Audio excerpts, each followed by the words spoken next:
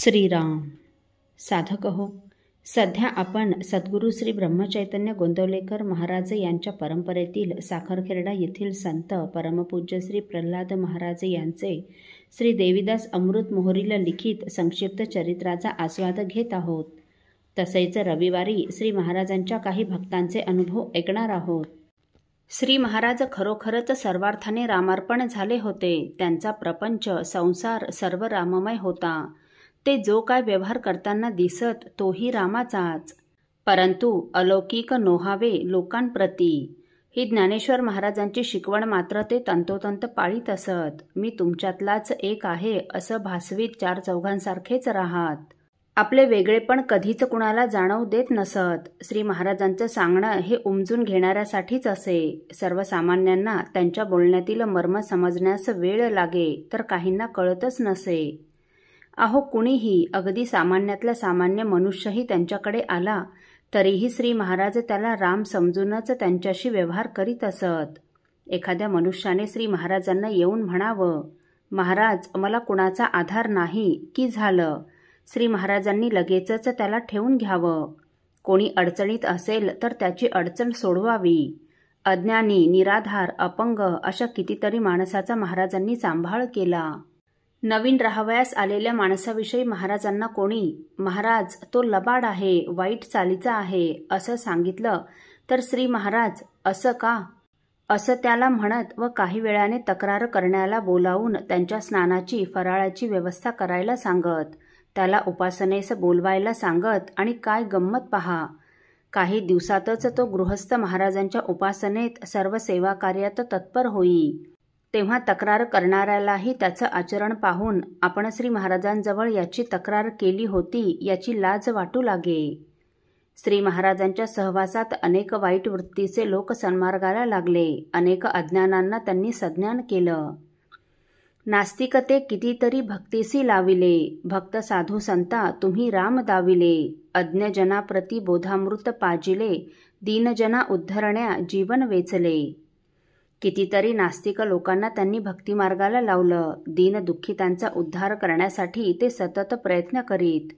परंतु ज्यांना कुठलीही गोष्ट कधीच चांगली दिसत नाही, कुणालाही नावे ठेवण्याची ज्यांना सवयच असते, ते मात्र श्री महाराजांचा मठ म्हणजे पिसाटांचा बाजार आहे असे म्हणत.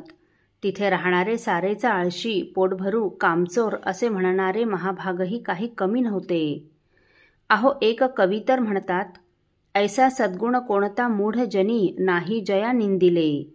अहो, हे महाभाग दानधर्म करणाऱ्याला उधळ्या म्हणतील तर न करणाऱ्याला कवडी चुंबक. भजन पूजन करणाऱ्याला त्याला टाळ कुटण्यापलीकडे काय येते दुसरं म्हणून त्याची टवाळकी करतील तर न करणाऱ्याला अगदीच नास्तिक ठरवतील. सर्वांशी प्रेमाने बोलणाऱ्याला नुसता बडबड्या म्हणतील तर मितभाषीला त्याला चार चौघात बोलताच येत नाही असं म्हणतील. अहो, असे लोक सर्व काळात सर्वत्र असतात व राहणारच आहेत. परंतु त्याही काळात श्री महाराजांना जाणणारे काही कमी लोक नव्हते. त्यांचा त्याग, त्यांचं वैराग्य, त्यांची साधना, त्यांची उपासना, त्यांची संसारातील उदासीनता ज्यांनी ओळखली अशी बरीच मंडळी होती. अहो, भगवान श्रीकृष्णाला कितीतरी लोकांनी जाणलं होतं. दुर्योधन शिशुपालादिकांना कळला होता का भगवंत? परंतु कुंती, अर्जुन, द्रौपदी, विदुरांसारख्यांनी भगवंत पूर्णपणे ओळखला होता.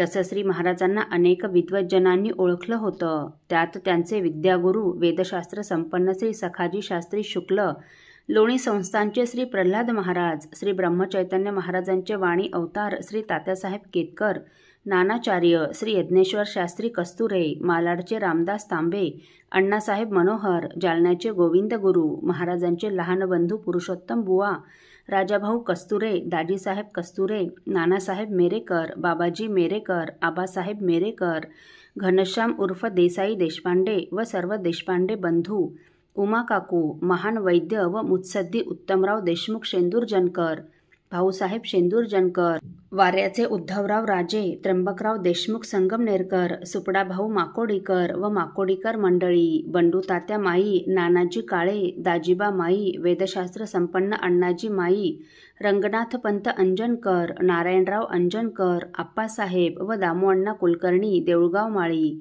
परसरामजी गाभणे, भगवंतराव कळमनुरीकर, वेदशास्त्र संपन्न तुकाराम गुरु धर्माधिकारी, भगवंतराव कुलकर्णी मेरेकर, शंकर महाराज अंढेरकर, बंकटशेठ अंढेरकर, देविदास पंत, भिकाजी पंत अंजनकर, अण्णासाहेब पिंपरीकर, कृष्णराव कोलारकर, केशवराव साबळे, किती नावे घ्यावीत, अशी एक ना अनेक मंडळी महाराजांना खऱ्या अर्थाने ओळखणारी होती. महाराजांवर जीव लावणारी व त्यांच्यावर अत्यंत प्रेम करणारी अशी ही सर्व मंडळी होती.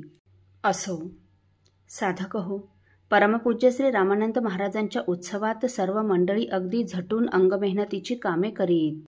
प्रत्येक उत्सवात कोण कोणती सेवा करू लागले हे आपण पुढील भागात ऐकणार आहोत. श्रीराम समर्थ. आपल्यातील कोणा श्रींच्या भक्तांना श्रींचे काही अनुभव आले असतील तर कृपया आपण मला ते 9422843253 अथवा सुनील दादांच्या 9892608401 या व्हॉट्सअप नंबरवर कळवावेत अशी नम्र विनंती. श्रीराम समर्थ.